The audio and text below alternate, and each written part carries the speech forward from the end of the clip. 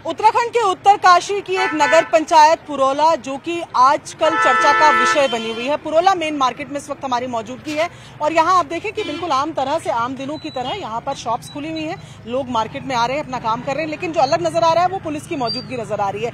आप यहाँ पर देखेंगे थोड़ी थोड़ी दूर के बाद यहाँ पर उत्तराखंड पुलिस की मौजूदगी है और वो इस वजह से हुआ है कि यहाँ पर जो घटना हुई है पिछले दिनों, जहाँ पर एक नाबालिग के अपहरण की कोशिश के चलते दो समुदायों के बीच इस टेंशन बढ़ा कि यहाँ पर प्रदर्शन निकले, यहाँ पर पोस्टर्स चस्पा हुए, यहाँ से दूसरे समुदाय के लोगों को निकल जाने को कहा गया। और यहाँ अब क्या हालात हैं वो करने के वहां पर बात करने के लिए हमारे साथ बहुत सारे लोग हैं जो यहाँ के स्थानीय लोग हैं, पॉलिटिकल पार्टी से जिनका एफिलिएशन नहीं है, जो कि यहाँ के लोकल हैं। उनसे जानते हैं कि क्या पूरा मैटर है, क्या पूरा मामला है। सर, हुआ क्या था? मतलब ये हमें मालूम है एक नाबालिग के अपहरण की कोशिश का पूरा मामला था, हुआ क्या? पुरोला में कैसे बाजार में भी पुलिस की मौजूदगी होने लगी? जी देखिए, जब 26 मई को यहाँ पे एक घटना हुई थी कि एक विशेष समुदाय के व्यक्ति द्वारा जो है यहाँ की एक नाबालिग लड़की को बहला फुसला करके जो है उसे अगवा किया जा रहा था। जैसे यहाँ के स्थानीय लोगों को, विशेषकर जो लड़की थी उनके परिजनों को जब ये मालूम हुआ तो उन्होंने यहाँ से लगभग 500 मीटर दूर जाके उन्हें पकड़ा और लाके उन्हें पुलिस के हवाले किया। और जैसे ये बात थोड़ा मार्केट के अंदर निकली, लोगों के बीच आई, तो लोगों में इस बात को लेकर थोड़ा आक्रोश पैदा हुआ। लेकिन जिस प्रकार से इन शांतवादियों में, आपने देखा कि उत्तराखंड की शांतवादियां हैं, इन शांतवादियों में जो लोग घरों से, गांव-गांव से, अपनी पंचायतों से निकल के जो सड़कों पे आए, मैं समझता हूं इसके पीछे सिर्फ ये नहीं है कि एक मैटर सिर्फ लव जिहाद हो, क्योंकि पूर्व में भी इस प्रकार के कई ऐसे प्रकरण रहे हैं कि जिन्हें जो है शासन प्रशासन द्वारा भी जो दबा दिया गया था। और मामला सिर्फ ये नहीं कि लव जिहाद का, बल्कि लैंड जिहाद का है। और ये लोग क्योंकि व्यवसाय के नाम पे आते हैं, और हम ये भी नहीं कहते कि सब के सब लोग गलत हैं, लेकिन ये देखा गया है कि अगर हम बात करें 70-75 के आसपास की अगर बात करें तो यहाँ पे 2 से 3 व्यापारी इस विशेष समुदाय से थे, लोगों के साथ बहुत अच्छा भाईचारा था।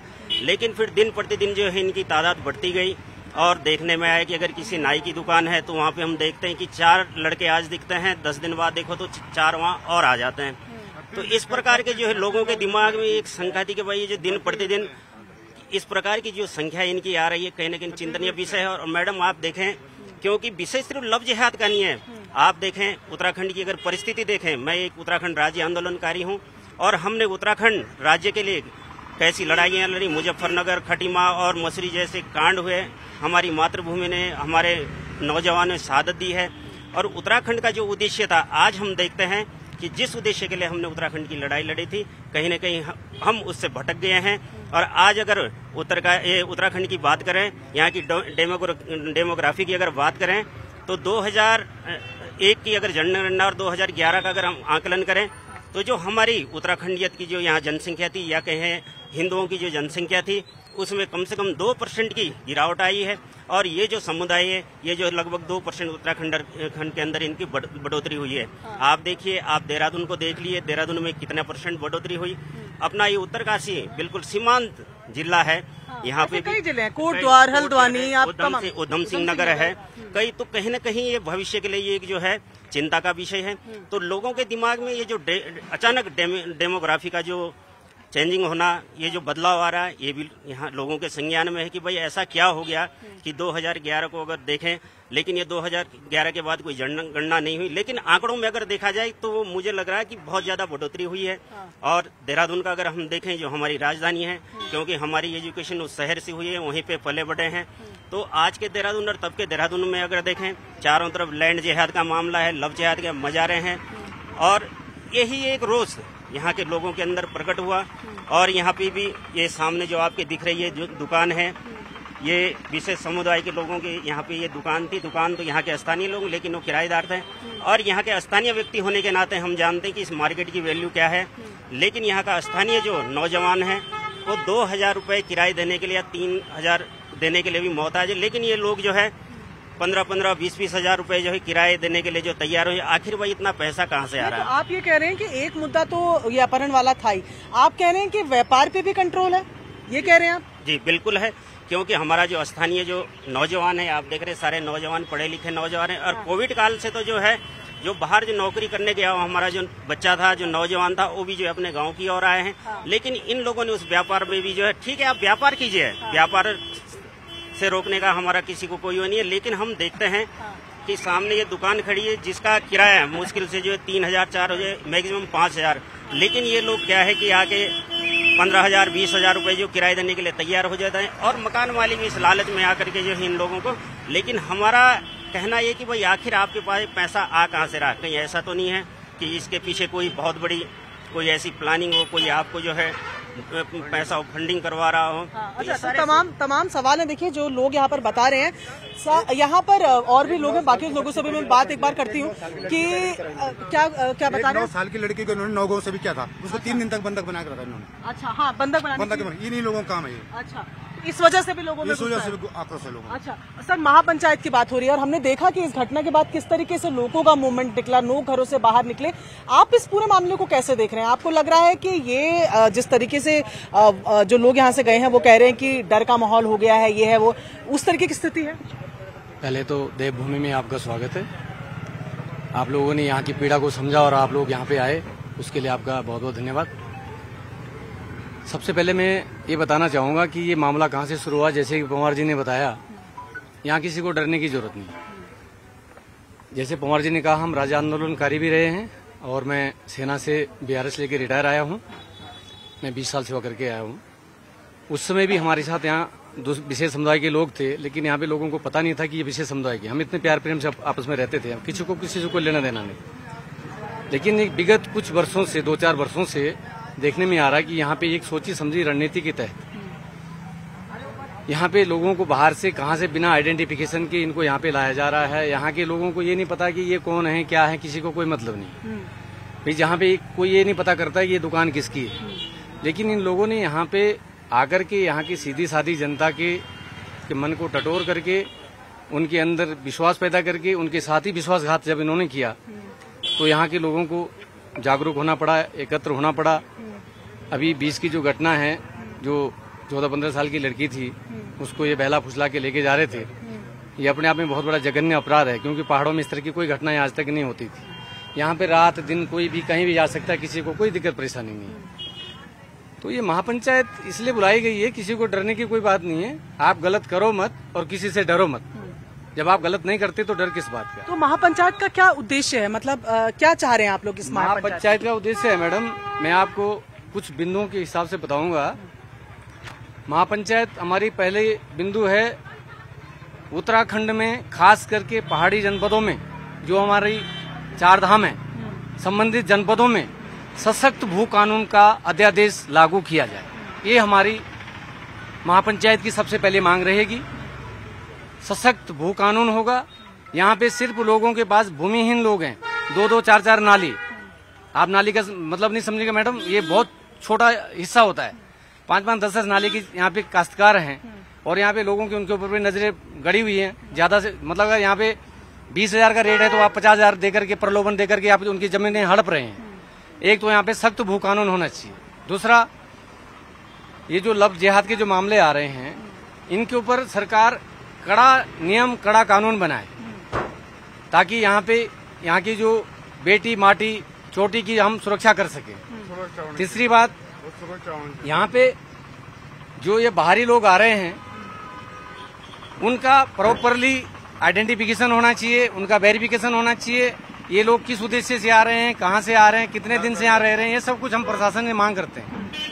महापंचायत का चौथा उद्देश्य है कि हमारी जो भोली भाली माताएं, बहनें, बुजुर्ग हैं, जो इस चीज को नहीं समझ पा रहे हैं, जो सोशल मीडिया से बहुत दूर हैं, पहाड़ों में हर गांव में नेटवर्क की नहीं है और ना लोगों के पास स्मार्टफोन है, तो इस महापंचायत के माध्यम से हमारे गांव के जो जनप्रतिनिधि लोग हैं, बुजुर्ग लोग हैं, महिलाएं हैं, बच्चे हैं, सभी लोग आए, सुने। और उसमें हम ये रखेंगे कि जैसे कि आप देख रहे हैं कि अभी एक दिल्ली का भी जो कांड हुआ था, उस बच्ची को इस तरह से, निर्दोष बच्ची को इस तरह से 40 बार चाकुओं से गोदा गया, लेकिन हमारे पहाड़ों में उस चीज़ से भी अनभिज्ञ हैं लोग। तो ये सब, इस सब चीज़ के लिए हमने महापंचायत रखी है कि अब हमारी महापंचायत अपने लोगों को जागरूक करने के लिए है, अपने लोगों को इन गंदे लोगों से बच के रहने के लिए है हमारा किसी को डराने के लिए या किसी तरह की कानून व्यवस्था को आप कह रहे हैं कि डराने के लिए नहीं है, लेकिन असदुद्दीन ओवैसी जैसे जो नेता हैं AIMM के, उन्होंने बोला है कि इस महापंचायत को रोका जाए, ये एक साजिश है मुसलमानों को दूसरे समुदाय के जो लोग हैं उनको निकालने की। उसके बाद सुप्रीम कोर्ट में भी आज याचिका दायर कर दी गई है और याचिका में कहा गया है कि इस महापंचायत पर रोक लगानी ज़रूरी है। तो अगर डरने की बात नहीं है तो इस तरीके के रिएक्शंस क्यों लग रहे हैं आपको, क्यों आ रहे हैं लोगों से? जी मैडम, ओवैसी साहब का तो ये है कि उन्हें तो जो है अपनी राजनीति की रोटियां सेकनी है, वो तो कब क्या बोल रहे हैं पूरा देश जानता है। लेकिन जहाँ तक हमारी महापंचायत की बात है, महापंचायत का उद्देश्य ये नहीं है कि जो एक प्रकरण है सिर्फ इस प्रकरण को लेकर हमारी महापंचायत हो रही। महापंचायत इसलिए हो रही कि हमारी जो माटी है, हमारी जो ज़मीन है, हमारी जो बेटी बहू है, हमारा जो उत्तराखंड है, सेब उत्तराखंड कैसा हो, इस पर बहुत सारे बिंदुओं पे चर्चा होगी। आम जन से वो लिया जाएगा कि भाई कैसे, जैसे कि कोई बाहर का व्यक्ति आके सीधे गांव में चला जाता है रेडी फेडी के नाम पे, या कोई इस प्रकार की हम मतलब कई बिंदु हैं कि हमारी जो मातृशक्ति है, हमारी जो कुल मिला के आप ये कह रहे हैं कि आप किसी को भगाने के लिए महापंचायत नहीं कर रहे हैं, आप लोगों को जागरूक करने के लिए बिल्कुल अपने समाज को जागरूक करने के लिए जो है महापंचायत का आयोजन किया गया है। और उस पंचायत में जो सब जो विचार आएगा, सर्व समाज का जो विचार आएगा उस पर विचार किया जाएगा। ठीक है, आप यहीं के हैं, यहीं रहते, यहीं दुकान है, यहाँ के साथी हैं सब? अच्छा, सब साथी हैं सर। तो ये अच्छा, तो ना मैं ये जानना चाह रही हूँ कि अभी जिस तरीके से यहाँ पर अभी हम देख रहे हैं कि सब शांतिपूर्वक चल रहा है, पर बात ये भी की जा रही है कि लोग घर छोड़ के भी जा रहे हैं, तो क्या डराया धमकाया जा रहा है उनको, इस वजह से जा रहे हैं या स्वतः जा रहे हैं? पुलिस से पूछ लो कि हमने उनको क्या बोला। नहीं, वो तो चले गए, कैसे? वो तो अपनी मर्जी से जा रहे हैं, किसी ने कुछ नहीं बोला। वो कल सुबह अपनी दुकान खोल सकते हैं जहाँ किराए में। अच्छा, तो किसी ने, आप कह रहे हैं कोई दबाव, किसी कोई दबाव नहीं, किसी ने कुछ नहीं बोला उनको, वो अपने आप ये बौखला गए बस। अच्छा, और यहाँ पर और भी मुझे कई लोग नजर, यहीं पर रहते हैं आप भी? कभी ऐसे देखे यहाँ पर हालात पहले? कभी यही रहते हैं, अभी भी यही रहते हैं। हालात देखे कभी ऐसे, कभी कि पुलिस ये पहली बार हुआ है और आज से पहले कभी नहीं हुआ है।